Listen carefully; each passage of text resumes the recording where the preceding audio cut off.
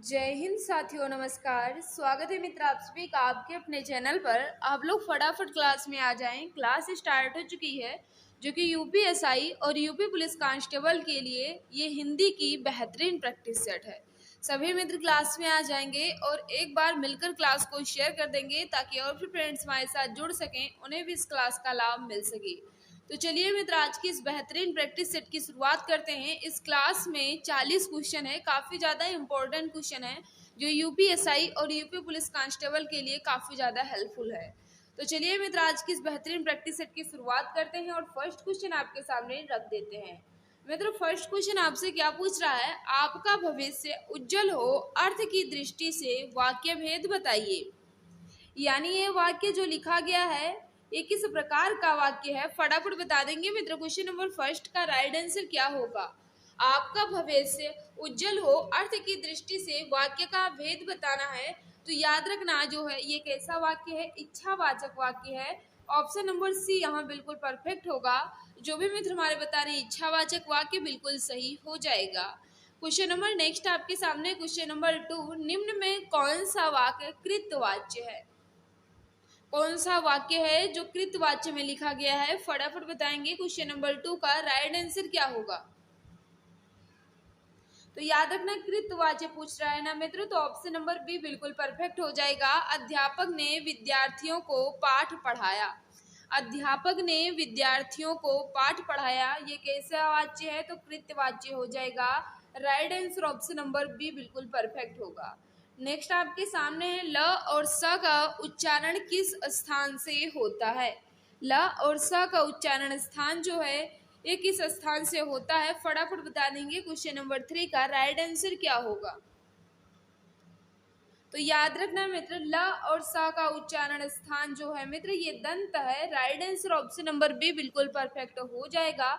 ता वर्ग की सभी ध्वनियां और ल और स का उच्चारण स्थान जो होता है मित्र ये दंत होता है, सभी मित्र को पता होना चाहिए। चा का उच्चारण स्थान जो है ये तालु होता है। का उच्चारण स्थान जो है यानी का वर्ग की सभी ध्वनियों का उच्चारण स्थान जो है ये कंठ होगा। और ता वर्ग की सभी ध्वनियों का उच्चारण स्थान जो है ये दंत होगा। और चा वर्ग की सभी ध्वनियों का उच्चारण स्थान जो है ये तालव्य होगा। पा वर्ग की सभी ध्वनियों का उच्चारण स्थान जो है ये ओष्ठ होगा। यहाँ क्या पूछ रहा है, ल और स का उच्चारण स्थान आपसे पूछ रहा है। तो याद रखना ल और स भी जो है ये किसके अंतर्गत आएगा? दंत वर्ण के। Right answer option number B बिल्कुल सही हो जाएगा। नेक्स्ट आपके सामने क्वेश्चन नंबर 4, इसका राइट आंसर बताना है। दिए गए विकल्पों में से रिक्त स्थान के लिए सही विकल्प बताइए। आदि कवि, फिर खाली स्थान दिया गया है, ने संस्कृत में रामायण की रचना की। वाल्मीकि की शुद्धवर्तनी आपसे पूछ रहा है। क्वेश्चन नंबर 4 का बता देंगे मित्र, राइट आंसर क्या होगा? वाल्मीकि की शुद्धवर्तनी बताना है। सभी मित्र जल्दी जल्दी आंसर देने की कोशिश करें। तो याद रखना आदि कवि वाल्मीकि जो लिखा गया है ऑप्शन नंबर ये में बिल्कुल परफेक्ट है। आदि कवि वाल्मीकि ने संस्कृत में रामायण की रचना की। राइट आंसर ऑप्शन नंबर ये यहाँ बिल्कुल परफेक्ट होगा। जो भी मित्र हमारे बता रहे हैं ऑप्शन नंबर ये बिल्कुल सही हो जाएगा। नेक्स्ट आपके सामने है, स्वरों का उच्चारण व्यंजनों की सहायता से होता है या अनुस्वार की सहायता से होता है या अनुनासिक की सहायता से होता है या बिना किसी की सहायता से होता है। तो याद रखना मित्र, इसका जो राइट आंसर हो जाएगा स्वरों का उच्चारण जो होता है या बिना किसी अवरोध बिना किसी सहायता से होता है। राइट आंसर हो जाएगा ऑप्शन नंबर डी। तो जो भी मित्र हमारे बता रहे हैं स्वरों का उच्चारण जो है ये बिना किसी की सहायता से होता है, ऑप्शन नंबर डी बिल्कुल सही हो जाएगा। व्यंजन का उच्चारण स्थान जो होता है मित्र ये स्वर की सहायता से होता है। व्यंजन का उच्चारण स्थान स्वर की सहायता से होता है, लेकिन स्वर का उच्चारण किसी की सहायता से नहीं होता। Right answer option number D सही हो जाएगा। नेक्स्ट आपके सामने, जिस भाषा का अनुवाद किया जाता है उसे क्या कहते हैं? जिस भाषा का अनुवाद किया जाता है उस भाषा को क्या कहते हैं, फटाफट बता देंगे मित्र। क्वेश्चन नंबर 6 का राइट आंसर क्या होगा? देखो मित्र जल्दी जल्दी आंसर देने की कोशिश करो। क्वेश्चन नंबर 6 का जो राइट आंसर हो जाएगा उन्हें हम स्रोत भाषा कहते हैं। ऑप्शन नंबर ये यहाँ बिल्कुल परफेक्ट हो जाएगा। जिस भाषा का अनुवाद किया जाता है उसे क्या कहते हैं? स्रोत भाषा कहते हैं। ऑप्शन नंबर ये यहाँ बिल्कुल परफेक्ट होगा। मित्र नेक्स्ट आपके सामने है, दिए गए विकल्पों में से रिक्त स्थान के लिए उचित मुहावरे का प्रयोग कीजिए। पुलिस को देखकर चोर, इसमें कौन सा मुहावरा फिल करें ताकि यह वाक्य जो है ये पूर्ण हो जाए। पुलिस को देखकर चोर, फिर खाली स्थान दिया गया है, हो गया। क्या फिल करें मित्र, जल्दी जल्दी बताएं। क्वेश्चन नंबर 11 का राइट आंसर क्या होगा? तो याद रखना इसका जो राइट आंसर हो जाएगा, पुलिस को देखकर चोर, 9 2 11 हो गया। राइट आंसर ऑप्शन नंबर ये यहाँ बिल्कुल सही होगा। क्वेश्चन नंबर 12 आपके सामने क्या पूछ रहा है, निम्नलिखित शब्दों में से कौन सा शब्द सूर्य का पर्यायवाची नहीं है? सूर्य का पर्यायवाची नहीं है पूछ रहा है, फटाफट बता देंगे राइट आंसर क्या होगा। तो सभी मित्र को पता होगा, दिवाकर होता है, प्रभाकर होता है, भास्कर होता है, सूर्य तो लिखा ही है, सूरज भी होता है, और बात करें मित्र रवि भी होता है, बहुत सारे हो सकते हैं, लेकिन सुधाकर नहीं होता। यही इसका राइट आंसर हो जाएगा, ऑप्शन नंबर सी। नेक्स्ट आपके सामने दिए गए विकल्पों में से अमृत का विलोम शब्द बताइए। अमृत का विलोम आपको बताना है मित्र। क्वेश्चन नंबर 13 का बता देंगे राइट आंसर क्या होगा। सभी मित्र जल्दी जल्दी आंसर देने की कोशिश करें। तो याद रखना, अमृत का विलोम या विरुद्धार्थी या विपरार्थक जो है ये विष हो जाएगा। ऑप्शन नंबर सी बिल्कुल सही होगा। नेक्स्ट आपके सामने रामचरितमानस की रचना किस कवि ने की? रामचरितमानस की रचना जो है ये किस कवि ने की है? क्वेश्चन नंबर 14 का बताएंगे मित्र, राइट आंसर क्या होगा। याद रखना इसका जो राइट आंसर हो जाएगा बिल्कुल सही, रामचरितमानस की रचना जो है ये तुलसीदास जी ने की है। Right answer option number C बिल्कुल सही होगा। नेक्स्ट आपके सामने माता पिता दोनों प्रश्न थे, इस वाक्य में माता पिता के मध्य कौन सा विराम चिन्ह लगेगा? माता पिता दोनों प्रसन्न थे, इस वाक्य में माता पिता के मध्य में कौन सा विराम चिन्ह लगना चाहिए? फटाफट बता देंगे। Question number 15। तो याद रखना इन दोनों के मध्य में योजक चिन्ह लगना चाहिए। Right answer option number C बिल्कुल सही होगा। जो भी मित्र हमारे बता रहे हैं योजक चिन्ह बिल्कुल सही हो जाएगा। मित्र जिस भाई बहन ने अभी तक क्लास को लाइक नहीं किया है, हम आपसे रिक्वेस्ट कर रहे हैं, क्लास आपको अच्छी लग रही है तो प्लीज़ क्लास को लाइक कर दिया करो। और जो भी प्यारे भाई बहन हमारे साथ नए हैं वो चैनल को सब्सक्राइब कर बेल आइकन को प्रेस कर लें ताकि क्लास की नोटिफिकेशन टाइम टू टाइम मिलती रहे। क्वेश्चन नंबर 16 आपसे क्या पूछ रहा है, हिंदी को भारत की राज्य भाषा कब बनाया गया? फटाफट बता देंगे मित्र। क्वेश्चन नंबर 16 का राइट आंसर क्या होगा? हिंदी को भारत की राज्य भाषा कब बनाया गया? तो याद रखना इसका जो राइट आंसर हो जाएगा कब बनाया गया, 14 सितंबर 1949 को। बिल्कुल सही बता रही हो, 14 सितंबर 1949 को हिंदी को राज्य भाषा के रूप में स्वीकार किया गया। Right answer option number C यहाँ बिल्कुल सही हो जाएगा। इसीलिए 14 सितंबर को मित्र हिंदी दिवस के रूप में मनाया जाता है और 10 जनवरी को विश्व हिंदी दिवस के रूप में मनाया जाता है। याद रखना, काफ़ी ज़्यादा इम्पोर्टेंट क्वेश्चन है। तो यहाँ हो जाएगा 14 सितंबर 1949। ऑप्शन नंबर सी बिल्कुल सही होगा। मित्र नेक्स्ट आपके सामने निम्नलिखित शब्दों में कौन सा शब्द समुद्र का पर्यायवाची है? समुद्र का पर्यायवाची जो है ये क्या होगा? क्वेश्चन नंबर 17 का बताएंगे राइट आंसर। याद रखना मित्र इसका जो राइट आंसर हो जाएगा समुद्र का पर्यायवाची जो है ये रत्नाकर हो जाएगा। बिल्कुल सही बता रहे हो, ऑप्शन नंबर ये यहाँ बिल्कुल परफेक्ट होगा। जो भी मित्र बता रहे हैं कि समुद्र का पर्यायवाची रत्नाकर है, बिल्कुल सही बता रहे हो। संधि के कितने भेद होते हैं? संधि के कितने भेद होते हैं? क्वेश्चन नंबर 18 का बताएंगे राइट आंसर क्या होगा। तो याद रखना क्वेश्चन नंबर 18 का जो राइट आंसर होगा संधि के कितने भेद होते हैं? 3 होते हैं, स्वर संधि, व्यंजन संधि और विसर्ग संधि। राइट हो जाएगा ऑप्शन नंबर सी। नेक्स्ट आपके सामने क्वेश्चन नंबर 19, प्रतिध्वनि में कौन सा उपसर्ग है? प्रतिध्वनि में कौन सा उपसर्ग लगा है? फटाफट बताओ मित्र, राइट आंसर क्या होगा। तो याद रखना प्रतिध्वनि में प्रति उपसर्ग हो जाएगा। ध्वनि जो है यहाँ मूल शब्द हो जाएगा और प्रति जो है ये कैसा है? उपसर्ग है। ऑप्शन नंबर ये यहाँ बिल्कुल सही होगा। कारज किस प्रकार का शब्द है? कारज जो है ये किस प्रकार का शब्द है? क्वेश्चन नंबर 20 को बताएंगे मित्र। राइट आंसर क्या होगा? सभी मित्र जल्दी जल्दी आंसर देने की कोशिश करें। तो याद रखना, कारज जो है मित्र ये अर्ध तत्सम शब्द है। ऑप्शन नंबर बी बिल्कुल सही होगा। जो भी मित्र हमारे बता रहे अर्ध तत्सम बिल्कुल सही हो जाएगा। क्वेश्चन नंबर 21, लड़का कौन सी संज्ञा है? लड़का कौन सी संज्ञा है? क्वेश्चन नंबर 21 का बता देंगे। राइट आंसर क्या होगा? याद रखना मित्र, लड़का जो है ये जातिवाचक संज्ञा के अंतर्गत आएगा। ऑप्शन नंबर बी यहाँ बिल्कुल परफेक्ट होगा। लड़का जो है ये जातिवाचक संज्ञा हो जाएगा। प्रयोग के आधार पर शब्द कितने प्रकार के होते हैं? प्रयोग के आधार पर शब्द पूछ रहा है, ध्यान दीजिएगा, वाक्य नहीं पूछ रहा है। सोच समझ कर बताना, प्रयोग के आधार पर शब्द कितने प्रकार के होते हैं। सभी मित्र जल्दी जल्दी आंसर देने की कोशिश करें। तो याद रखना, प्रयोग के आधार पर शब्द जो है ये दो प्रकार के होते हैं, विकारी शब्द और अविकारी शब्द। राइट आंसर ऑप्शन नंबर ये बिल्कुल सही होगा। अधिसूचना प्रकाशित होती है।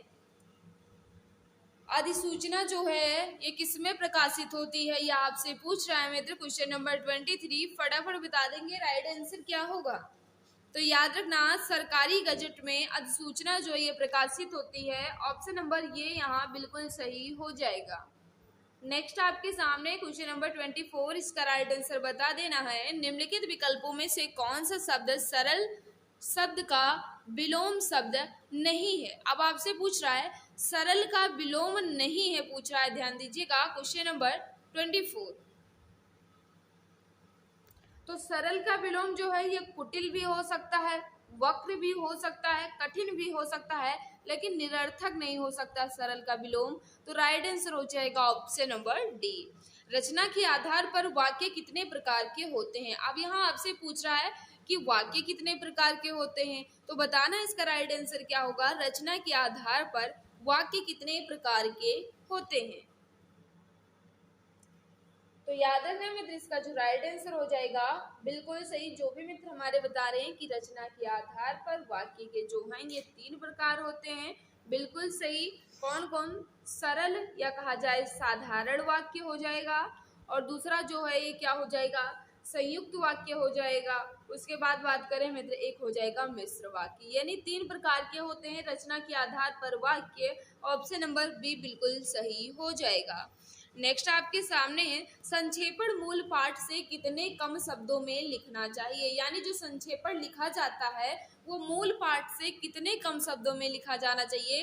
कहा जाए ये क्वेश्चन जो है ये काफी ज्यादा इम्पोर्टेंट क्वेश्चन है। सभी मित्र याद कर लेंगे। अगर आपको पता है तो आंसर दीजिएगा, नहीं पता है तो इस क्वेश्चन को नोट डाउन कर लीजिएगा कि संक्षेपण जो है ये मूल पाठ से कितने कम शब्दों में लिखना चाहिए। तो याद रखना, क्वेश्चन नंबर 26 का राइट आंसर 1/3 बिल्कुल सही।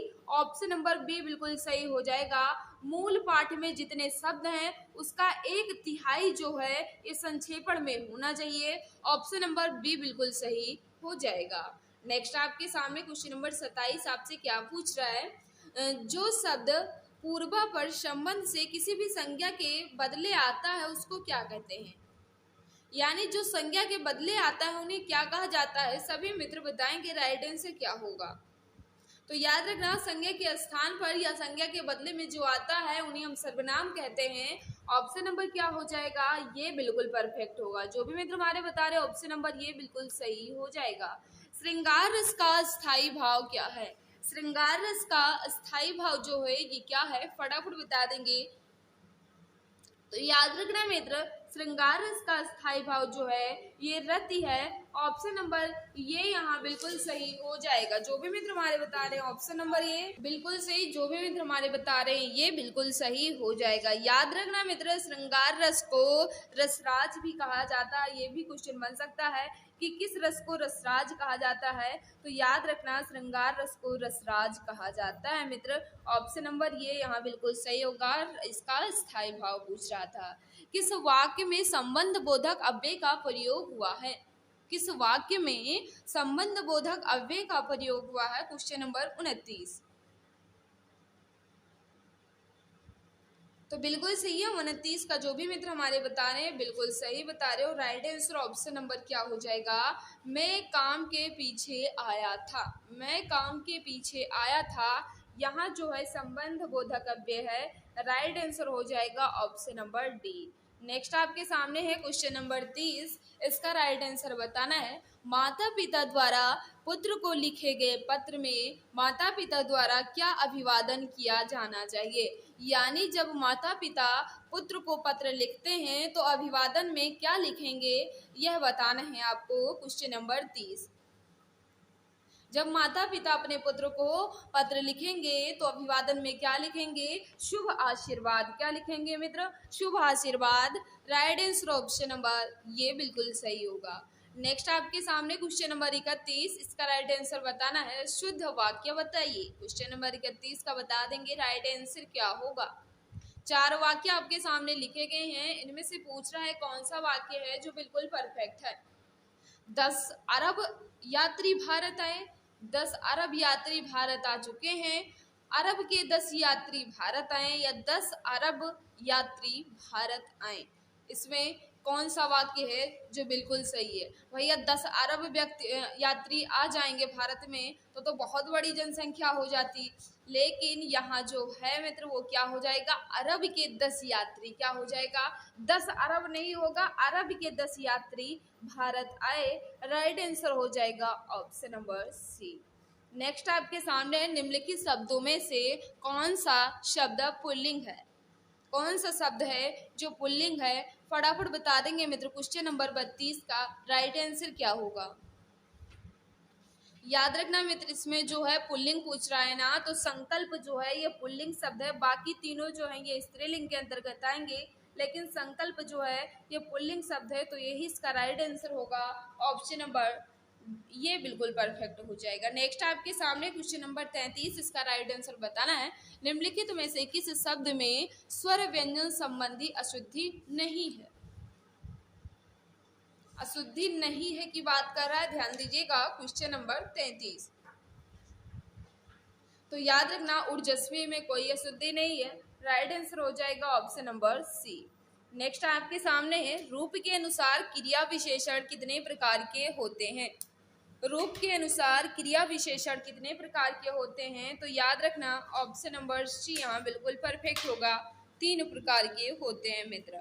अर्थ के अनुसार क्रिया विशेषण कितने प्रकार के होते हैं, अब आपको बताना है अर्थ के अनुसार क्रिया विशेषण कितने प्रकार के होते हैं। तो याद रखना इसका जो राइट आंसर हो जाएगा 4 प्रकार के होते हैं। ऑप्शन नंबर डी यहाँ बिल्कुल परफेक्ट हो जाएगा।